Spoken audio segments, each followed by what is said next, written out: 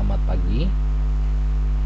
Untuk materi akuntansi biaya, kita akan masuk ke bab 6, yaitu tentang variable costing, ya. Nah, saya akan jelaskan dulu perbandingan antara metode full costing dan variable costing. Secara pada umumnya, dua prinsip metode ini sangatlah berbeda. Cuman di dalam metode full costing lebih sering digunakan secara umum, secara pada umumnya secara ramai dipergunakan untuk eksternal. Sedangkan untuk metode variable costing itu digunakannya itu lebih spesifik kepada kalangan khusus dan hanya kepada internal perusahaan saja, ya. Jadi metode full costing maupun variable costing merupakan bagian dari metode dari penentuan harga pokok produksi. Perbedaan dasar yang terletak di antara kedua metode ini yaitu perlakuan terhadap biaya produksi yang bersifat tetap. Adanya perbedaan perlakuan terhadap biaya produksi tetap ini akan mempunyai akibat pada yang pertama itu adalah perhitungan harga pokok produksi yang berbeda hasilnya dan penyajian laporan laba rugi yang juga berbeda. Ya.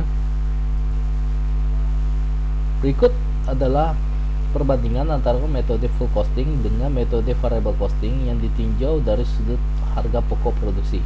Ini terlampir metode full costing. Jadi full costing adalah metode penentuan harga pokok produksi yang membebankan seluruh biaya produksi, baik secara tetap maupun secara variabel kepada produk, ya. Harga pokok produksi menurut metode full costing yaitu adalah biaya bahan baku, biaya tenaga kerja langsung, biaya overhead pabrik baik secara variabel maupun biaya overhead pabrik secara tetap, ya. Dijumlahkan maka dapatlah harga pokok produksi, ya. Jadi penjumlahan dari biaya bahan baku, biaya tenaga kerja langsung, biaya overhead pabrik secara variabel maupun biaya overhead pabrik secara tetap, inilah komponen yang ada di dalam harga pokok produksi untuk metode full costing. Lanjut. Dalam metode ini, BOP baik yang bersifat tetap maupun bersifat variabel dibebankan kepada produk yang diproduksi atas dasar tarif yang telah ditentukan di muka pada kapasitas normal atau atas dasar BOP sesungguhnya. Oleh karena itu, BOP tetap akan tetap melekat pada harga pokok persediaan produk dalam proses dan persediaan produk jadi yang belum laku untuk dijual, dan baru akan dianggap sebagai unsur dari HPP, harga pokok penjualan, apabila produk tersebut dijual. Jadi, dalam metode full costing ini, baik BOP yang variabel atau yang sifatnya tetap itu nantinya akan dibebankan sebagai salah satu bagian di dalam produk yang diproduksi yang tarifnya telah ditentukan di muka, yang didasarkan pada kapasitas normal atau yang didasarkan pada BOP sesungguhnya yang telah terjadi.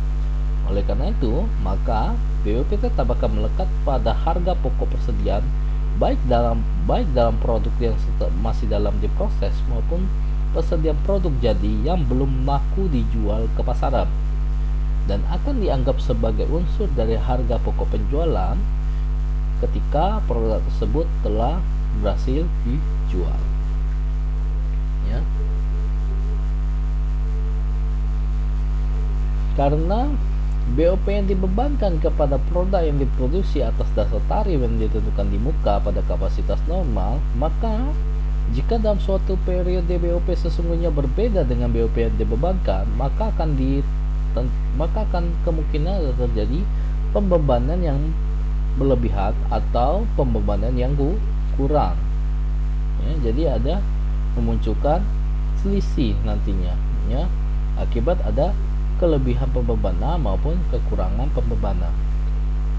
Jika semua produk diolah dalam periode tersebut belum laku untuk dijual, maka pembebanan BOP yang lebih atau kurang tersebut akan digunakan untuk menambah maupun mengurangi harga pokok produk yang masih ada di dalam persediaan tersebut.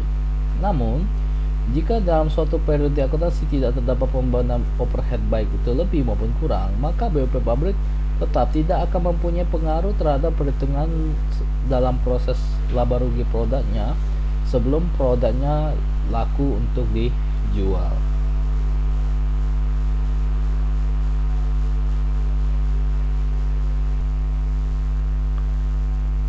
Baik, kita lanjut. Nah, berikutnya adalah metode dari variable costing. Variable costing merupakan metode penentuan harga pokok produksi yang hanya membebankan biaya-biaya produk variabel saja ke dalam harga pokok produk. Harga pokok produksi menurut metode variable costing yang pertama adalah biaya bahan baku. Ya, biaya bahan baku itu sifatnya adalah variabel, ya. Jadi sudah pasti dimasukkan ke dalam elemen variable costing.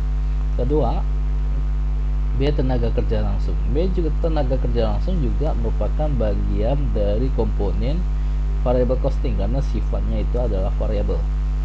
Sedangkan berikutnya adalah biaya operasi pabrik yang sifatnya adalah variabel yang dimasukkan ke dalam elemen dari variable costing. Ketiga ini dijumlah membentuk dari harga pokok produksi. Ya. Nah, di dalam metode ini, BOP tetap diperlakukan sebagai unsur dari period cost dan bukan sebagai unsur dari harga pokok produk, sehingga BOP tetap dibebankan sebagai biaya di dalam periode terjadinya. Dengan demikian, BOP tetap di dalam variable costing itu tidak melekat pada persediaan produk yang belum dijual, tetapi langsung dianggap sebagai biaya yang terjadi di dalam periode tersebut. Nah, jadi metode ini BOP tetap itu difokuskan sebagai biaya operasional atau yang dikategorikan sebagai period cost dan bukan bagian dari elemen unsur dari harga pokok produk. Jadi BOP ini terjadi dibebankan pada saat waktunya terjadi. Ya, pada saat itu terjadi maka bulan itu yang akan dibebankan ke dalam unsur BOP tetap ini. Nah, dengan demikian jadi BOP tetap itu tidak melekat pada persediaan produk yang belum dijual, tetapi langsung dianggap sebagai biaya seperti biasa pada umumnya yang di dalam biaya operasional yang terjadi pada periode terjadinya. Ya. Ya. Oke, kita lanjut. Nah, perbandingan antara metode full costing dengan metode variable costing yang ditinjau dari sudut penyajian laporan dari laba rugi. Nah, untuk metode full costing ditinjau dari penyajian laporan laba rugi, perbedaan pokok antara metode variable costing dengan full costing adalah terletak pada perbedaan dari klasifikasi pos-pos yang telah disajikan di dalam laporan laba rugi tersebut. Nah, laporan laba rugi yang disusun dengan unsur dari metode full costing lebih menitik beratkan kepada penyajian unsur-unsur biaya menurut hubungan biaya dengan fungsi pokok yang ada di dalam perusahaan, sehingga terlampir di data di bawah ini ada penjualan 500.000 dengan HPP termasuk dengan BOP tetap itu ada 250.000, maka laba brutonya adalah 250.000, di mana ada biaya operasional, ada biaya administrasi dan umum 50.000 dan biaya pemasaran itu adalah 75.000, maka biaya operasional ada 125.000. Laba bruto mengurangi dengan biaya operasional dari 250.000 mengurangi 125.000 mendapatkan laba bersih sebesar 125.000 rupiah. Ini penyajian dari metode full costing.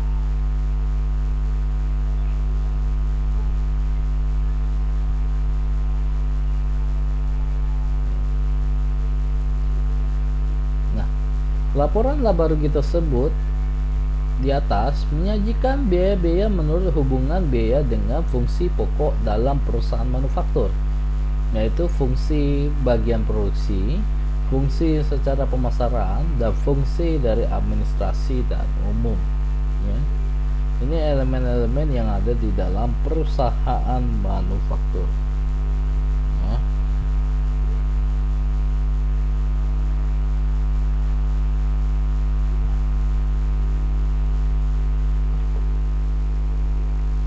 Nah, berikutnya adalah metode dari variable costing. Di lain pihak, laporan laba rugi metode variable costing lebih menitik beratkan kepada penyajian biaya sesuai dengan perilakunya dalam hubungannya dengan perubahan dari volume kegiatan.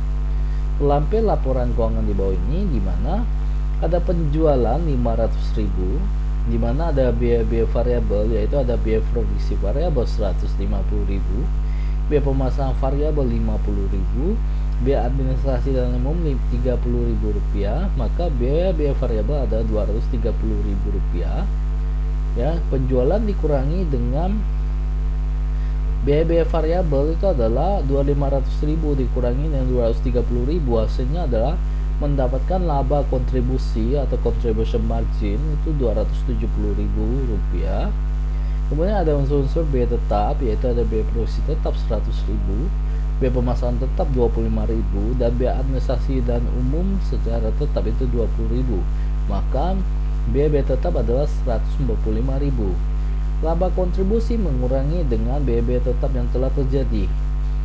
Laba kontribusi 270.000 rupiah dengan biaya tetap sebesar 145.000 rupiah, maka laba bersih adalah 125.000 rupiah.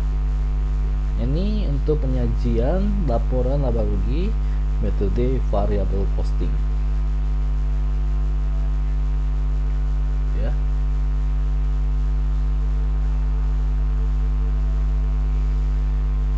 Baik, kita lanjut.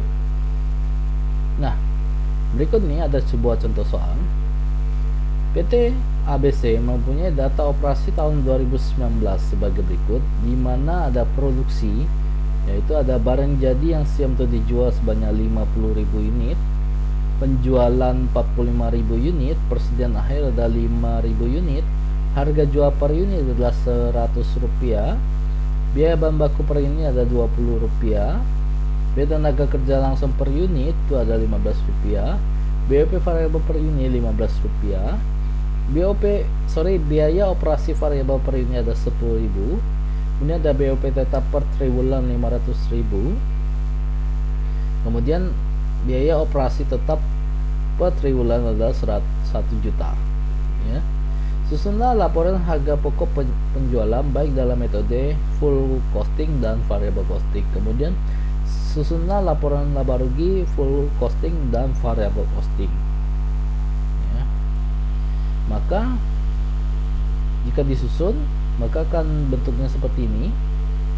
Metode full costing, persediaan awal produknya itu tidak ada karena tidak diketahui ya, jadi 0 ya. Kemudian biaya produksi adalah BBB 1 juta ya, 1 juta. Kemudian 1 juta itu diperoleh dari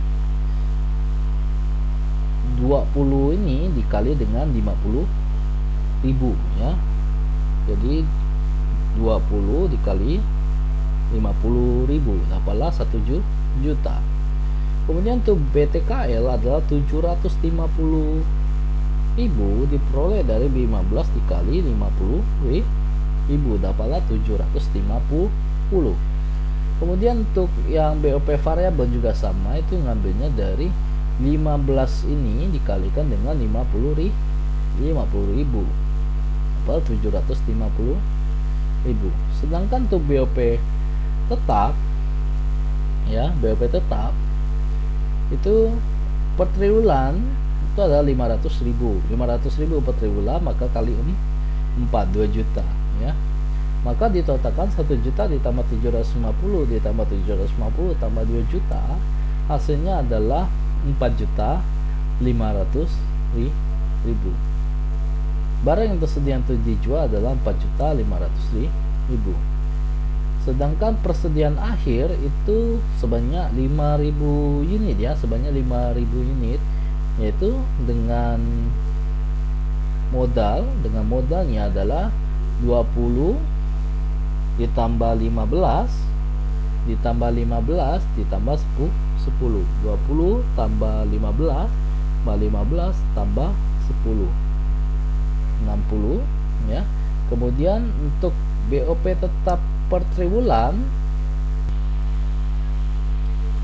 ya, sorry ya saya ralat. Untuk BOP tetap ini untuk dapat dari mana 90 ya, itu diperoleh dari BBB itu kan 20, kemudian BTKL kan 15, itu sudah 35, kemudian ditambah BOP kan 15 jadi 50. Nah, sedangkan untuk BOP tetapnya itu kita ambil dari 2 juta dibagikan dengan 50.000, maka dapat 40. 50 tambah 40 yaitu 90. 90 dikali 5.000 hasilnya 450.000. Maka ini tinggal dikurangi aja, maka HPP nya adalah 4.050.000 ya. Kemudian untuk penyusunan laporan keuangannya ini seperti ini ya. Silakan dipelajari lagi ya. Ini sudah ada di dalam soal, tinggal menyalin saja sih sebenarnya. Untuk penjualan, dia kan jualnya ada 45.000 dengan harga 100, maka dapat 4.500.000. Persediaan awal barang jadi itu 0. Harga pokok produksi itu 4.500.000. Barang itu sedia dijual 4.500.000, itu ngambil dari sini ya. Kemudian persediaan akhirnya adalah 450.000, maka HPP-nya adalah 4.050.000. Maka laba kotor adalah 450.000. Untuk biaya operasional itu diambil dari Rp10 di soal dikalikan dengan penjualannya, yaitu sebanyak 45.000, jadi 450.000. Sedangkan ada biaya operasional tetap per triwulan itu 1 juta kali 4 dapat 4 juta. Maka rugi bersih adalah sebesar 4 juta rupiah untuk metode full costing ya. Ini untuk metode full costing. Berikutnya untuk metode variable costing yang terakhir adalah persediaan awal dari produk jadi 0 ya. Biaya produksi 1 juta, BTK 1.750, BOP variable 750, ngambil dari jawaban yang sebelumnya. Coba bagian dari BOP tetap itu kita tidak masukkan. Maka harga pokok produksinya itu adalah 2.500.000 saja. Barang itu tersedia untuk dijual 0 tambah 2.500.000 hasilnya 2.500.000. Itu persediaan akhirnya hanya 50 rupiah, dan ambil dari 20, 15, 15 total 50 dikali 5.000 hasilnya 250, maka harga pokok penjualnya ada 2.250.000 ya. Untuk metode variable costing, penjualannya itu ngambil dari soal, jawab dari soal itu 100 rupiah dikalikan dengan 45.000 penjualan dapat 4.500.000. Persediaan awal barang jadinya itu 0. Harga pokok produksinya ada 2.500.000. Barang itu tersedia untuk dijual ada 2.500.000. Persediaan akhir barang jadinya ada 250.000, maka harga pokok penjualnya ada 2.250.000 ya. Kemudian ada biaya operasi variabel dari harganya 10 dikali dengan penjualannya itu ada 45.000 dapat 450.000 ya. Maka 4.500.000 dikurangi dengan 2.250 ya, 4.500.000 dikurangi dengan 2.250 dikurangi dengan 450, maka dapat laba kontribusinya adalah 1.800.000. Kemudian biaya overhead pabrik tetapnya adalah 2 juta ya, dikurang 2 juta ya. Kemudian biaya operasional tetapnya adalah 4 juta ya, maka mengalami yang namanya rugi bersih sebesar 4.200.000 ya. Jadi akan ada perbedaan ya. Perbedaannya itu terletak di bagian HPP nya sudah pasti berbeda antara full costing dan variable costing.